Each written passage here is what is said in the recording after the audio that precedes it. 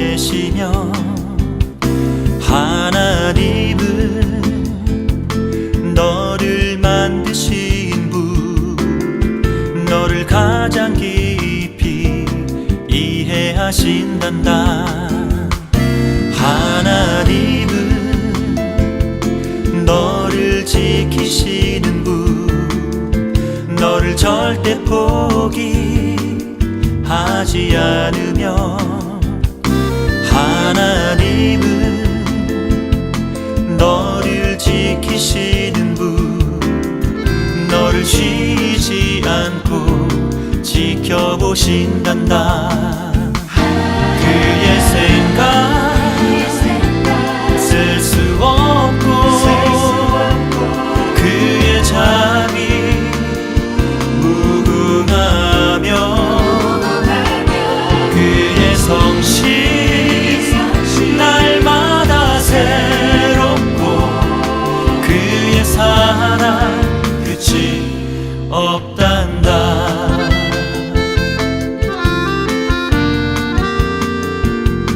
하나님은 너를 원하시는 분, 이 세상 그 무엇 그 누구보다 하나님은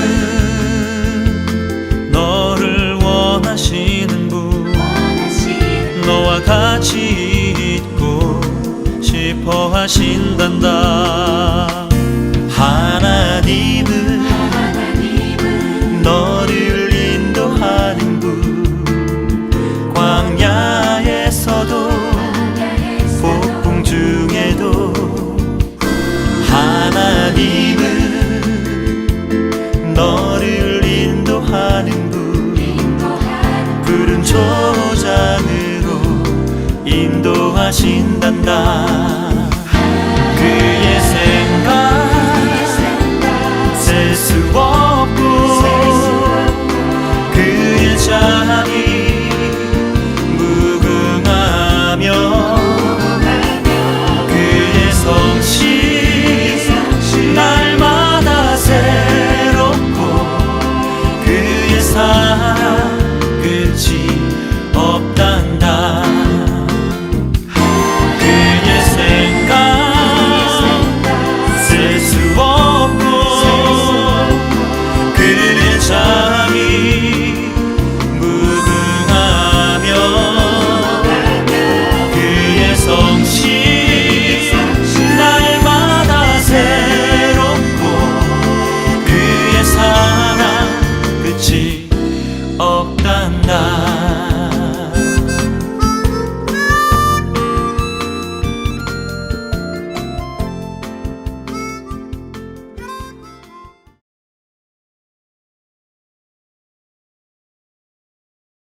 사무엘상 13장 1절부터 14절 함께 읽도록 하겠습니다. 사울이 왕이 될 때에 40세라. 그가 이스라엘을 다스린 지 2년에 이스라엘 사람 3,000명을 택하여 그 중에서 2,000명은 자기와 함께 믹마스와 베델산에 있게 하고 1,000명은 요나단과 함께 베냐민 기브아에 있게 하고 남은 백성은 각기 장막으로 보내니라.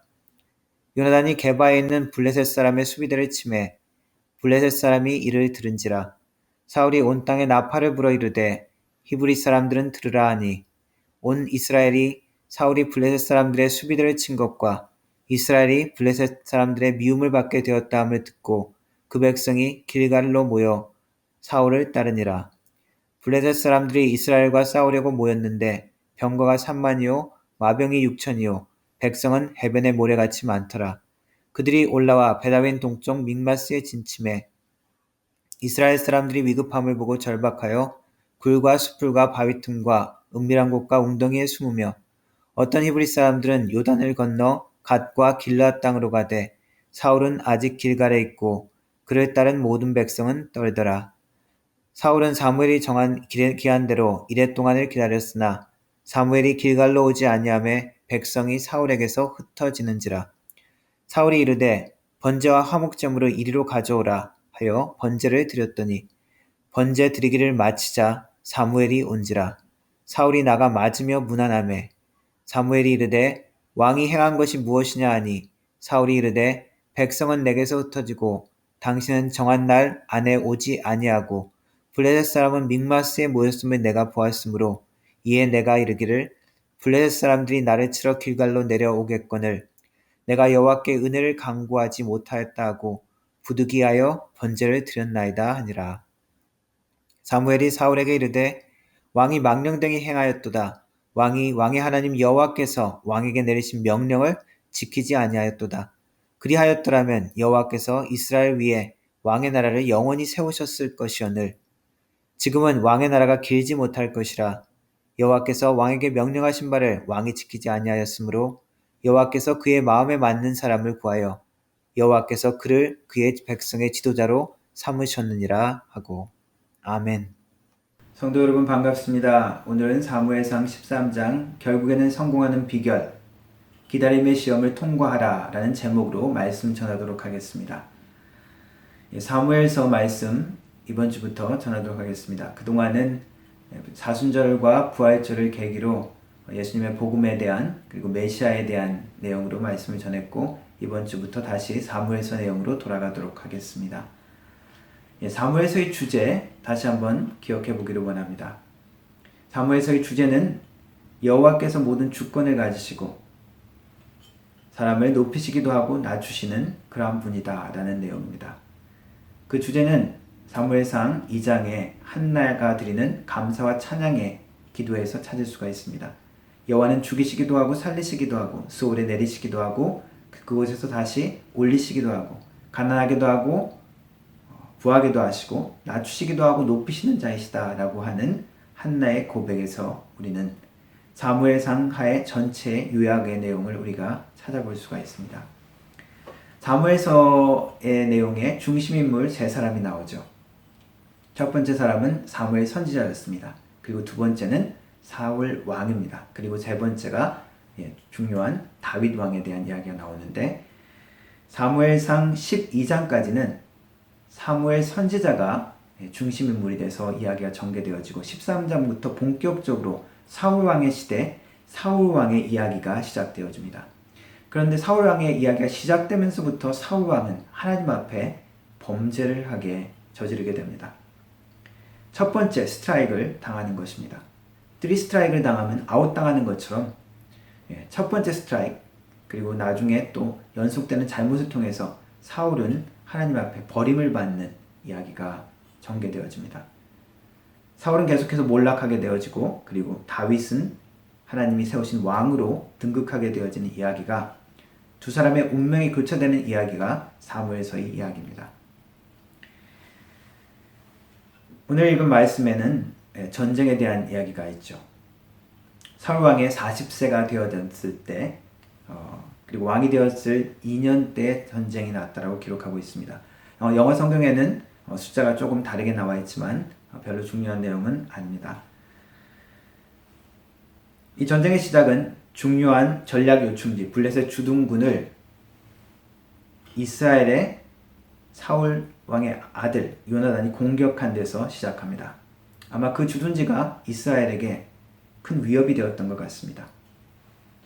블레셋은 군대를 모아서 대규모 보복 공격을 시작합니다. 전차 3,000대와 그리고 전차병 그리고 많은 수의 군대들을 동원하여 이스라엘을 공격하러 옵니다. 이스라엘 무기는 이 블레셋에 비해서 형편없었던 것 같습니다. 이스라엘에게는 철제로 된 무기가 없었습니다. 그래서 이스라엘은 어떤 철제 농기구가 필요했을 때도 블레셋 땅으로 가서 블레셋의 기술자에게 그것을 도움을 요청했을 정도로 이스라엘에게는 그러한 철제를 다루는 기술이 약했고 무기체계도 빈약했다는 내용입니다. 블레셋 군대는 믹마스라는 곳에 진을 쳤고 사울과 이스라엘 군대는 길갈이라는 곳에 모였습니다. 처음에 사울의 군대는 3,000명쯤 되었던 것 같습니다. 그러나 블레셋 군의 그 위세와 그 무기를 보고 두려움에 떨고 흩어지기 했습니다. 6절에는 이 블레셋 군대를 보고 두려워하는 이스라엘의 모습이 잘 묘사되어 있습니다. 이스라엘 백성들이 그 위급함과 그 절박함을 느껴서 굴과 숲을 웅덩이 그런 곳에 숨고 흩어지기 시작합니다.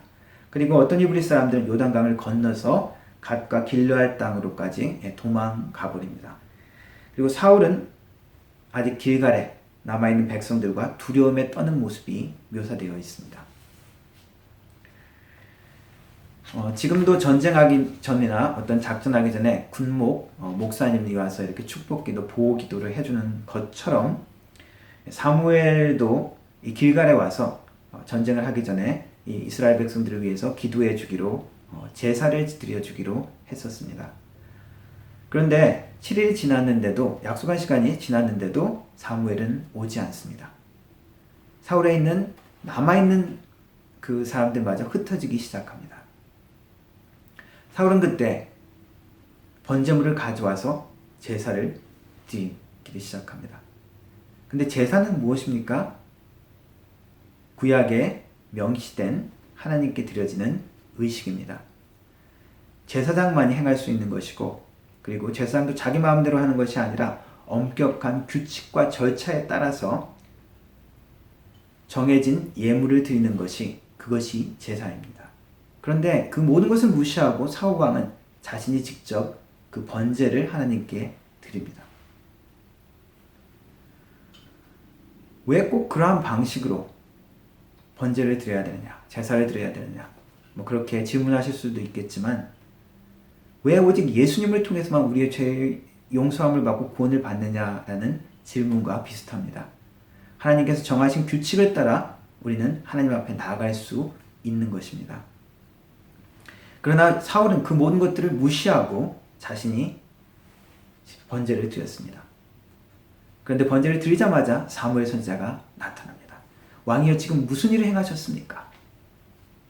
사울이 대답합니다. 백성들이 흩어지고 블레셋은 쳐들어올 것 같고 당신은 오지 않고, 그래서 하나님의 은혜가 필요해서 내가 제사를 드렸습니다. 사무엘 선지자가 책망을 하면서 이야기합니다. 왕이여, 참 어리석은 일을 행하셨습니다. 당신이 하나님의 계명과 말씀을 잘 지켰더라면 하나님께서 당신의 왕권을 견고하게 했을 것이고, 당신의 왕권이 길게 유지되었을 것인데, 당신이 하나님의 계명을 어겼기 때문에 하나님이 하나님의 마음을 쫓는 다른 사람을 세워서 왕으로 삼기로 하셨습니다. 안타까운 장면입니다. 그러면서 사울은 혼자 남고 사무엘이 떠나가죠. 오늘 제목을 결국에는 성공하는 비결, 기다림의 시험을 통과하라라고 잡았습니다.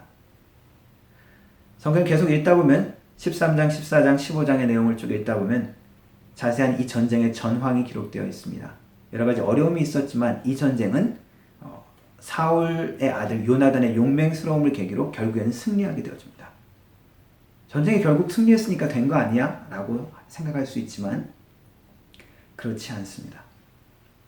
여기서 중요한 것은 한 번의 전쟁이 아니라 한 번의 승리, 지금 당장의 문제의 해결, 현재 원하는 것을 이루는 것이 중요한 것이 아니라 하나님의 은혜를 놓쳤다는 것입니다.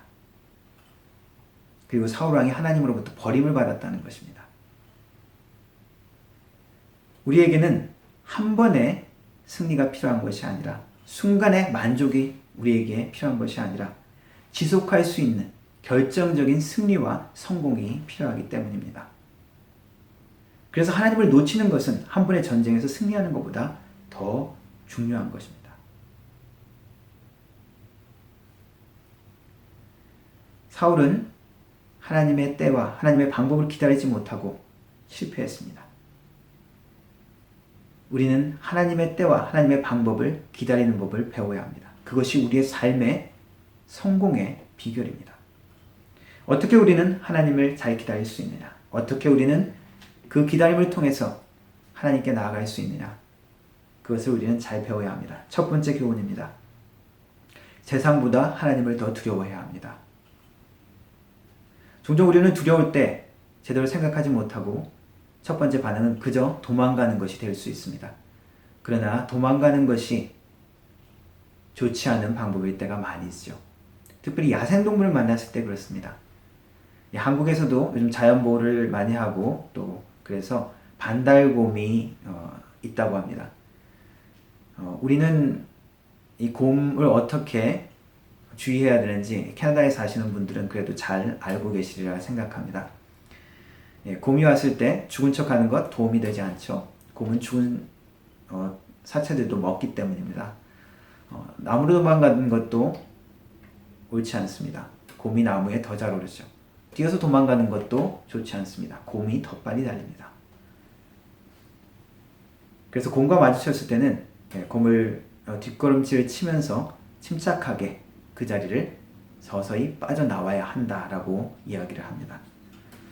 그것도 안 된다면 나보다 빨리 못 뛰는 사람과 함께 늘 다니는 것이 조금 더 안전한 방법이 될 수도 있습니다. 두려운 상황 가운데 우리가 어떻게 해야 하느냐 아주 중요합니다. 두려움 가운데 대부분의 사람들은 두렵더라도 그리고 아무리 원하는 것이 있더라도 불법을 저지르거나 범죄를 저지르지는 않습니다. 왜 그러느냐 하면은 양심의 문제이기도 하지만 또 하나는 법의 심판을 두려워하기 때문입니다. 그래서 내가 법을 지키지 않으면 나중에 처벌을 받는 것 때문이죠. 그래서 내가 잡히지 않을 것이다. 혹은 처벌을 받기 가볍다. 혹은 나는 교도소 같은 데 가서 별로 상관없다 라고 생각하는 사람은 쉽게 범죄를 저지를 수 있겠죠. 마찬가지로 우리가 하나님에 대해서도 하나님이 나에게 벌 줘봤자 별거 아니다 라고 생각하기 시작하면 영적으로 우리는 몰락하게 되어집니다. 우리는 하나님의 심판과 어미함을 두려워해야 합니다. 하나님이 자기 백성 이스라엘을 자기 백성임에도 불구하고 얼마나 엄하게 다루셨는지, 더 큰 멸망과 더 큰 파멸에서 구원하시기 위해서 얼마나 엄하게 다루셨는지를 우리는 기억해야 합니다. 하나님은 좋으신 분이시지만 우리를 심판하시는 분이신 것을 잊지 말아야 합니다. 하나님의 눈과 심판을 피할 수 있는 사람은 아무도 없습니다. 한 번 죽는 것은 사람에게 정하신 것이요 그 이후에는 심판이 있으리라고 분명하게 가르쳐주고 있습니다. 그리고 또 우리의 육신은 죽여도 우리의 영혼을 죽이지 못하는 사람을 두려워할 것이 아니라 영혼과 육신을 함께 멸할 수 있는 여호와를 두려워하라고 성경은 분명히 우리에게 가르쳐주고 있습니다. 하나님의 오래 참으심과 그리고 부드럽게 다루실 때 알아서 미리 조심하는 지혜로운 하나님의 성도들 되어야 할 것입니다. 그렇게 했을 때 사울 왕은 하나님이 주시는 그런 축복과 그 왕권의 견고함을 누릴 수 있었지만 그러나 사울은 거기에서 실패함으로 그것을 얻지 못했습니다. 하나님은 우리에게 잘 기다리고 그 기다림에 대한 교훈을 잘 되새기기를 원하십니다. 두 번째로 우리가 생각해 봐야 될 부분은 하나님을 기다림은 결코 손해보지 않는다는 것입니다. 기다리다가 우리는 종종 하나님의 방법보다 인간적인 꾀와 모략을 찾기 쉽습니다. 하나님의 지혜가 아니라 불법적이며 잘못된 방법을 우리가 추구할 때가 있죠. 하나님의 때를 기다리기보다 지금 당장 문제를 해결하기를 원하기 때문입니다. 성경은 많은 사람들이 이 기다림의 훈련을 잘 통과하지 못하고 곤란을 겪은 이야기를 가르쳐주고 있습니다. 아브라함이 그랬습니다. 아브라함은 하나님의 약속의 자녀 이삭을 기다리지 못하고 이스마엘을 낳음으로 더 큰 분쟁과 갈등과 그리고 어려움을 초래하게 되어집니다. 그리고 야곱은 그가 이미 잉태되었을 때 그 어머니로부터 받은 예언의 말씀이 있습니다. 작은 자가 큰 자를 섬기게 될 것이라는 그 축복의 예언을 받았습니다. 하지만 그럼에도 불구하고 야곱은 그것을 하나님의 때와 하나님의 방법을 기다리기보다 자신이 그 형과 아버지를 속이고 그 축복을 가로채려 했습니다. 그러다가 형과 원수가 되어지고 가정에서 떠나서 타지에서 고생을 하며 나그네 세월을 보내게 되어집니다. 이스라엘 백성들은 광야에서 모세가 이스라엘에게 주어질 그 율법을 받기 위해서 시내산에 올라갔을 때 그 모세가 내려오는 것을 기다리지 못하고 하나님을 배반하고 금송아지를 섬겼습니다. 하나님의 방법을 찾고 하나님의 때를 기다리는 것 쉽지는 않습니다. 뒤처지는 것 같고 잃어버린 것 같고 손해보는 것 같고 죽을 것만 같은 순간들이 있습니다. 그러나 하나님은 하나님의 백성을 결코 손해보게 죽게 내버려 두지 않습니다. 왜 그러면 이 손해보는 것 같은, 왜 그러면 불피하려 한 것 같은 이러한 기다림의 순간을 우리에게 허락하십니까? 사무엘이 제 시간에 왔으면 사울 왕이 그렇게 실수하지 않았을 텐데. 하나님은 우리에게 신앙의 도전과 그리고 어려움을 통하여 우리를 만드시기 때문입니다. 그것을 통해서 우리에게 더 큰 축복을 주시기 때문입니다. 우리는 나중이 아니라 지금 이 문제가 해결되기를 원하고, 그리고 내가 손해보는 것이, 내가 하나님 앞에 수고하는 것이 지금 보상받기를 원하고, 내가 희생하는 것이 지금 사람들에게 알려져서 보상받기를 원합니다. 내가 기도하는 제목들, 가족을 위한 기도 제목들, 우리 자녀를 위한 기도 제목들, 우리의 삶의 어려움에 대한 기도 제목들, 지금 당장 해결받기를 원합니다. 하지만 그렇게 되지 않을 때가 많이 있죠. 하나님이 우리에게 인내하고 기다리기를 원하실 때가 많이 있습니다. 그리고 우리는 그 기다림 가운데 불평하고 원망하고 분노하기도 합니다. 그러나 하나님이 원하시는 것은 그 기다림 가운데 우리를 만들어 가시는 것입니다. 로마서 5장 3절에서 4절은 이렇게 말씀하고 있습니다. 다만 이뿐 아니라 우리가 환난 중에도 즐거워하느니 이는 환난은 인내를, 인내는 연단은 소망을 이루는 줄 압니다. 인내는 연단을 이라는 이 연단의 단어는 영어로 번역된 것이 캐릭터라고 나와 있습니다. 우리의 인격이라고도 번역할 수 있죠. 인내를 통해서 우리에게 하시는 것은 우리를 하나님의 사람으로, 하나님이 원하신 인격으로 만들어가는 것입니다. 우리의 기다림은 결코 우리를 손해보는 것게 하는 것이 아니라는 것입니다. 하나님은 이 기다림을 통하여 사울에게 요구하셨던 것이, 기대했던 것이 무엇입니까? 사울의 왕권을 튼튼히 하고 사울의 왕위를 견고하게 하실 그런 축복을 사실은 기대하고 있었던 것입니다. 그러나 사울은 그것을 통과하지 못했습니다. 기다림의 말씀을 통해서 우리에게 가르쳐주시는 또 하나의 교훈은 무엇입니까? 끝까지 기다리라는 것입니다. 올림픽 같은 데나 경기 경주를 하는 모습들을 보면은 마지막 결승점에 1등으로 들어오는 사람들이 승리를 자축하면, 손을 들면서 승리를 자축하다가 뒤에 2등으로 달려오는 사람이 끝까지 마지막 힘을 다해서 그 1등을 앞질러서 결국 1등이 되어버리는 그러한 일들이 덜어 있습니다. 마지막 순간에 최선을 다하지 못해서 1등을 놓치는 경우죠. 김연아 선수가 자신의 성공의 비결을 99도와 100도의 차이의 비결에서 자신의 교훈을 얻었다고 합니다. 99도, 100도, 1도밖에 차이가 나지 않지만 99도는 여전히 그냥 뜨거운 물이고 100도가 돼야 끓는다는 것이죠. 그래서 마지막 그 순간까지 이룰 때까지 노력을 하는 것만이 성공의 비결이라는 것입니다. 사울 왕도 조금만 더 기다렸다면, 사무엘 선지자가 올 때까지 조금만 더 기다렸다면 어땠을까? 7일을 기다리고 마지막을 기다리지 못했습니다. 요한계시록에 고난당하는 교회를 향한 예수님의 말씀이 있습니다. 죽도록 충성하라. 그리하면 생명의 면류관을 주리라. 이기는 자와 끝까지 내 일을 지키는 자는 내가 축복해 주겠다. 내가 붙들겠다. 그러한 말씀들이 있습니다. 죽도록 충성하라라는 말은 죽을 때까지라는 말인데, 다르게 우리가 보면은 우리가 죽기 전까지 하나님은 우리에게 기회를 주신다는 것입니다. 오늘 사울의 문제는 실수와 잘못을 행했을 때 그것을 빨리 고치지 못한 것에도 있습니다.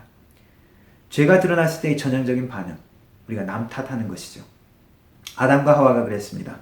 똑같이 사울도 하나님이 사무엘 선지자를 통해서 내가 한 일이 무엇이냐 이렇게 했을 때 변명을 했습니다. 백성들이 떠나가지 않습니까? 당신이 늦게 오지 않았습니까?